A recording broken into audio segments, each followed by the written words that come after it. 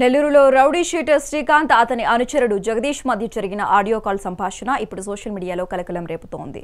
నిడుగుంట అరుణ అనే మహిళ తమ గ్యాంగ్తో విభేదాలకు కారణమని ఆమెను చంపేయాలని శ్రీకాంత్ సూచించినట్లు ఆడియో కాల్లో ఉంది. ప్రస్తుతం సెంట్రల్ జైల్లో ఉన్న శ్రీకాంత్ తన అనుచరుడితో మాట్లాడిన ఈ సంభాషణ పలు అనుమానాలకు తావిస్తోంది. పోలీసులు ఈ వ్యవహారంపై దృష్టి సారించారు.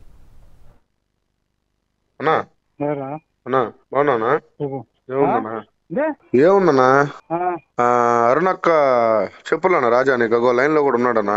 అయ్యా మీరు అంతా పతివ్రతలు అన్నాము, మొత్తం అయిపోయింది. మీరు మంచోళ్ళు, మీరేం అనలా, మేమేం చేయలా, మీకేం చేయలా, ఎవరికి ఏమి అనలా, అన్నాము, తప్పు అయిపోయింది, క్షమించండి, సరేనా? ఓకేనా?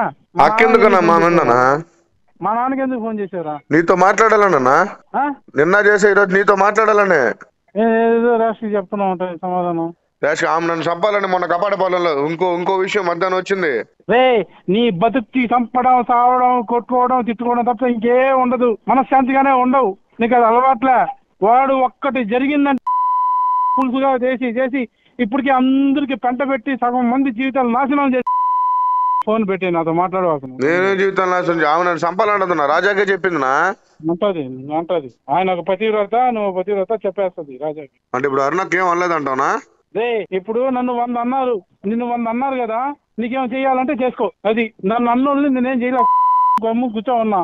నువ్వు అన్నావు, రాజా అన్నావు, ఇంకోటి అన్నాడు, చాలా మంది అన్నారు. నేనేం అనలా. గమ్ము సంతకాలు పెట్టేసి నన్ను రెచ్చగొట్టద్దు, గమ్ముగా ఉండి నేనేదో ప్రశాంతంగా ఉన్నాను, నా సంతకాలు నేను పెట్టుకుంటున్నాను, పోతా ఉన్నా. లేదు మీకు బాధ కలిగింది కదా మేము అన్నామని చెప్పి ఏం చేస్తారో చేయండి.